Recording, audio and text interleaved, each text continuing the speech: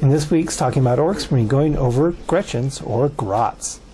So Gretchin have not changed a whole lot in a long time. They are still movement 5, weapon skill 5, ballistic skill 4, strength 2, toughness 2, 1 wound, 1 attack, 4 leadership, and a 6-up save, which is something new from the index, from 8th edition, that they actually have a save.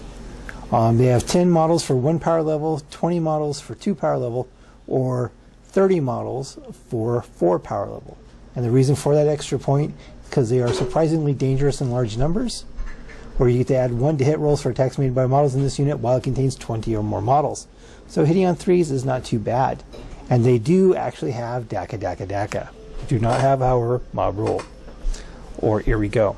Just Daka Daka Daka. So while they do not benefit from clan traits because they are Gretchin, they do still get Daka Daka Daka, which can be kind of nice. So they have the keywords Orks, Clan, Infantry, and Gretchin. So with the clan there, maybe surprised they have clan considering they don't get clan traits, but the reason why it has to be there is because if it's not, then you could not put them in a clan detachment, according to the clan rule. So that's why they still have the clan trait, so they're still technically Evil Sons Grots even though they don't get the extra movement. Or, you know, Bad Moon Grots hitting on 3s, rerolling 1s with Daka Daka Daka wouldn't be too bad actually if you get that, pull that off. But unfortunately, no such luck. So Grots, again, haven't changed a whole lot. They are incredibly cheap troops choice at just 30 points for a basic unit to fill that troop slot to get those command points. But Grots are definitely seeing a new resurgence in this codex because of the amazing Grot shield stratagem. Now, Grot's shields used to be something that you could do a long time ago. I think it was in the 3rd edition codex, was the last time it was actually in a book, where they could shield models in front of, behind them. I think it was on a 4+ or something like that. I don't remember. I should have grabbed my 3rd edition codex. But anyway. Oh, I put it in storage. Never mind. I couldn't. But you can do it again for 1 command point. A unit of Grots sitting between the shooter and the Orc unit behind them can now intercept shots on a 2-up. Which is just absolutely fantastic, and is basically what it does. It adds 3 points to a model to give it an extra wound. So now you have boys from 7 to 10 points, but now they have essentially 2 wounds each. Ludas essentially go from 17 to 20 points, but now they have 2 wounds each. That's being completely indifferent to mini wargaming.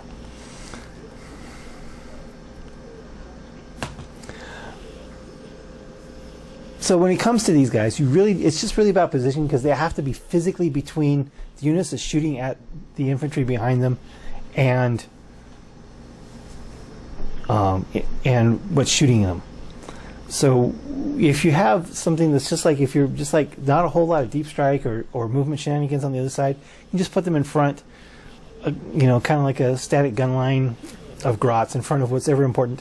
The most obvious one, of course, I've covered in my Ludastar video, is the Ludas, keeping the Ludas alive.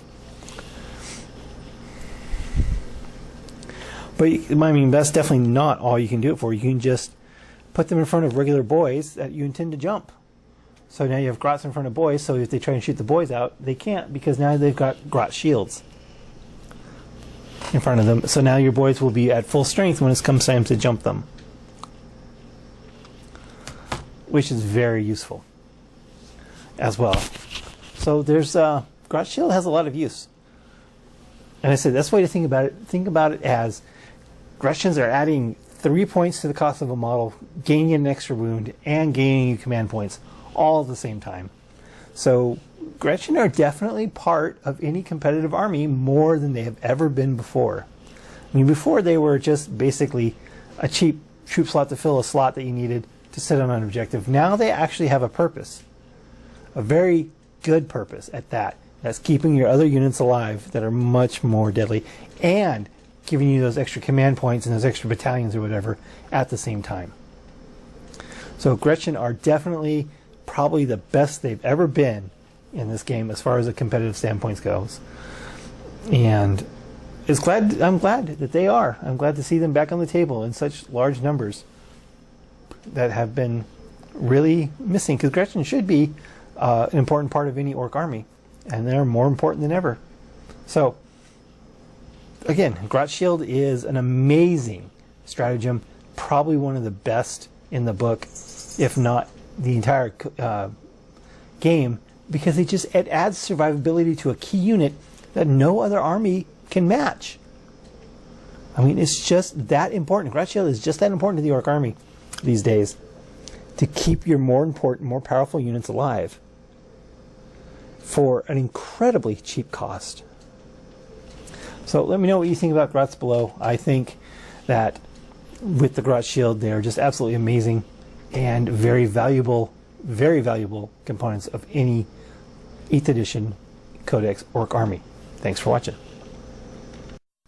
Thank you for watching this episode of Talking About Orks. Please subscribe and hit the bell button for notifications for new Talking About Orks videos every Wednesday, new battle reports every Friday, and hobby videos whenever I can. Thanks for watching.